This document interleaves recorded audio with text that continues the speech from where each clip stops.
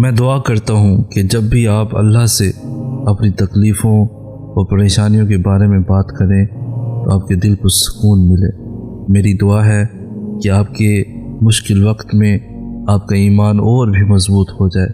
مجھے امید ہے کہ آپ کو مایوسی کے تاریک ترین گہرے سوراخ میں بھی سکون اور محبت ملے گی۔ مجھے امید ہے کہ آپ کی مشکلات آپ کو سخت کرنے کی بجائے آپ کی اصلاح کریں گی، آپ کو نرم اور عاجز بنا دیں گی اور آپ کو مضبوط بنا دیں گی۔ میری دعا ہے کہ آپ کو ایسا ہم سفر ملے جو آپ سے محبت کرتا ہو اور آپ کی دیکھ بھال کرتا ہو۔ میری دعا ہے کہ آپ پہلے اپنے آپ کو ڈھونڈیں، پھر اس شخص کو ڈھونڈیں جو آپ سے اتنا پیار کرے۔ میں دعا کرتا ہوں کہ اللہ آپ کو اپنے ہم سفر سے نوازے جسے اللہ سے بے پناہ عشق بھی ہو اور اس کی گرفت کا خوف بھی ہو، آپ کے ساتھ احترام اور محبت کا سلوک کرے، آپ کے ساتھ مہربانی کا مظاہرہ کرے اور اللہ کی جانب لے چلے، آپ کو مسکراہٹ دے، خوشیاں دے، آپ کے آنسو پوچھے، جو آپ کی تکلیف کا سبب نہ بنے، جو مشکل وقت میں بھی آپ کے ساتھ کھڑا ہو۔ اس دیری کے بعد اللہ کا فیصلہ تمہارے حق میں بھی تو ہو سکتا ہے۔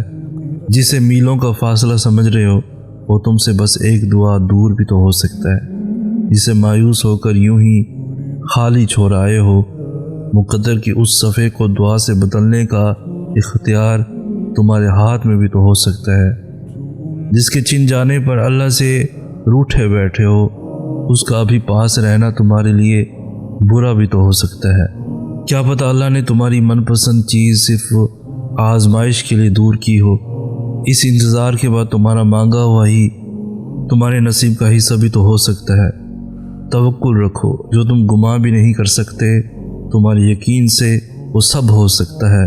ساری بات تو بس اللہ کے ایک حکم کی ہے، وہ راضی ہو جائے تو اس کے کن کے بعد کیا نہیں ہو سکتا۔ ہم جو چیز مانگتے ہیں نا اللہ تعالیٰ سے، وہ اللہ کو پہلے سے ہی معلوم ہوتا ہے۔ ہم جس چیز پر تڑپتے ہیں نا اللہ تعالیٰ پہلے سے ہی اس طرف سے واقف ہوتا ہے کہ ہم یہ مانگیں کہ اللہ سے، اسے پہلے سے ہی پتہ ہوتا ہے کہ ہمارا دل کس چیز میں الجھ گیا ہے۔ تو جب اللہ کو پہلے سے معلوم ہوتا ہے تو وہ ہمیں کیوں نہیں عطا کرتا؟ اس لیے تو اس نے دعا بنائی، دعا مانگنے کے لیے ہمیں بنایا تاکہ ہم اس سے مانگیں، اس سے باتیں کرتے رہیں، اسے بلاتے رہیں، اس سے دور نہ ہو جائیں، اس کے قریب رہیں تاکہ وہ ہماری طرف متوجہ ہو سکے۔ ہم اس سے مانگیں اور انہی باتوں میں وہ ہمارا الجھا ذہن اس چیز سے ہٹا دیتا ہے۔ اتنی محبت کرتا ہے اللہ ہم سے کہ ہمارے لیے ہی وہ ہمیں غم دکھاتا ہے اور ہمارے لیے ہی ہم سے محبت کرتا ہے۔ اللہ پاک کی رضا کے بغیر درخت کا ایک پتا بھی نہیں ہل سکتا۔ تمہاری زندگی میں جو کچھ چل رہا ہے وہ صرف اس کی رضا ہے۔ اگر تم آزمائش سے گزر رہے ہو تو بھی وہ جانتا ہے۔ اگر تم کچھ مانگ رہے ہو اور ابھی مل نہیں رہا تو بھی انتظار کرو، وہ تمہیں تمہارے صبر سے بھی آزمائے گا کہ تم اس صبر کا اجر مانگتے ہو یا نہیں۔ یاد رکھنا، اللہ پاک اپنے بندوں کو ان کی طاقت سے زیادہ کبھی نہیں آزماتا۔ اگر کوئی شے تمہیں اذیت دے رہی ہے تو اسے بتاؤ، اگر کچھ بھول نہیں پا رہے تو بھی اسے بتاؤ۔ ایک وہی ہے جو کن کہہ کر سب بدلنے پر قادر ہے، کیونکہ تم چاہ بھی نہیں سکتے اگر وہ نہ چاہے تو۔ اور اللہ پاک نے قرآن میں فرمایا کہ تم مجھے ویسا ہی پاؤ گے جیسا میرا گمان کرو گے۔ یہ ہم سب پڑھتے ہیں لیکن سمجھتے نہیں۔ تم جانتے ہو کہ حضرت موسیٰ علیہ السلام کے پیچھے فوج لگی ہوئی تھی، تب اللہ نے کیوں سمندر کو 2 حصوں میں بانٹ دیا؟ تم جانتے ہو کہ حضرت ابراہیم علیہ السلام کو آگ میں جانے کا حکم دیا گیا، تو کیوں اس نے آگ کو ٹھنڈا کر دیا؟ تم جانتے ہو کہ کیوں اس نے حضرت یوسف کو کنویں میں بھی پالا؟ کیا تم جانتے ہو کہ کیوں اس نے حضرت ہاجرہ کو صحرا میں بھی زمزم دیا؟ کیوں حضرت یونس علیہ السلام کو مچھلی کے پیٹ میں بھی محفوظ رکھا؟ کیوں حضرت ذکر علیہ السلام کو عمر کے آخری حصے میں بھی اولاد سے نوازا؟ ان سب میں ایک چیز مشابہ تھی، یقین۔ ان میں سے کسی نے بھی ہمت نہیں ہاری۔ انہوں نے یقین رکھا کہ خدا راستہ نکالے گا، اور دیکھو اللہ نے راستہ نکالا۔ وہ سب اس پر یقین رکھ کر آگے بڑھتے رہے، اور دیکھو اس رب نے بھی انہیں مایوس نہیں کیا۔ اور توکل تو یہ ہے کہ راستہ نہ ہو اور تم کہو اللہ راستہ بنانے والا ہے، اور جب تم اس کا اچھا گمان رکھو گے تو یقیناً سب اچھا ہی پاؤ گے۔ پھر دیکھنا وہاں سے راہیں نکلیں گی جہاں تمہارا وہم و گمان بھی نہیں جا سکتا۔ اللہ تعالیٰ امتحان لیتے ہیں، تمہارے صبر کا امتحان، دعاؤں کا امتحان، توکل کا امتحان، تمہارے انتظار کا امتحان، برداشت کا امتحان۔ اور یہ امتحان سہنا مشکل بھی ہوتا ہے۔ کبھی کبھی ہم تکلیف برداشت نہیں کر پاتے اور اپنی دعاؤں پر توکل کرنا چھوڑ دیتے ہیں۔ درد سہنا مشکل ہو جاتا ہے، طویل انتظار دل کو تھکا دیتا ہے، مگر اللہ تعالیٰ کا امتحان تکلیف دینے کے لیے نہیں ہوتا۔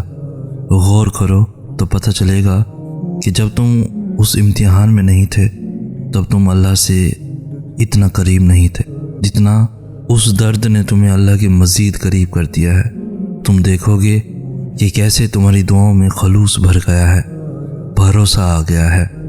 یہ امتحان تمہارے دل و دماغ پر پڑی درد کی اس دھند کو آہستہ آہستہ مٹا دے گا، اور شاید یہ وہی راستہ ہو جو اللہ نے بنایا ہو تمہیں اپنی طرف لے کر آنے کا۔ جسے اللہ پاک نے جوڑا ہو اسے کوئی توڑ نہیں سکتا۔ جس آنکھ نے تشکر کے آنسو بہائے ہوں اسے کوئی بھی غم زیادہ دیر رلا نہیں سکتا۔ جس دل نے اللہ پاک پر توکل کرنا سیکھ لیا ہو اسے پھر ماضی کے اندھیرے اور مستقبل کے خوف نہیں ستاتے۔ جس نے یہ مان لیا ہو اللہ پاک ہی ہنساتے ہیں اور اللہ پاک ہی رلاتے ہیں، تو پھر اسے لوگوں کے ظالم اور خود کے مظلوم ہونے کے نفسیاتی مسئلے درپیش نہیں آتے۔ اور جب توکل کرو یہ مت سوچو کہ جو مانگا ہے وہ ملے گا کیسے، بلکہ انتظار کرو کہ جو مانگا ہے وہ ہر حال میں ملے گا۔ کب اور کیسے اس بات کا فیصلہ وسیلے بنانے والے پر چھوڑ دو۔ ہوا کی سی چلتی اس زندگی میں اللہ ایک ایسا سہارا ہے جو کبھی گرنے نہیں دے گا، کبھی ٹوٹ کر بکھرنے نہیں دے گا۔ لوگ سہارا بنتے ہیں مگر سنبھالنے کے لیے نہیں، مزید توڑنے کے لیے۔ امیدیں لگانا صرف اللہ کے لیے رکھ لو، بھروسہ صرف اسی پر کرو۔ ہر مشکل کا ایک راستہ وہ کھلا چھوڑ دیتا ہے، اور وہ راستہ صبر اور توکل سے ہی ملتا ہے۔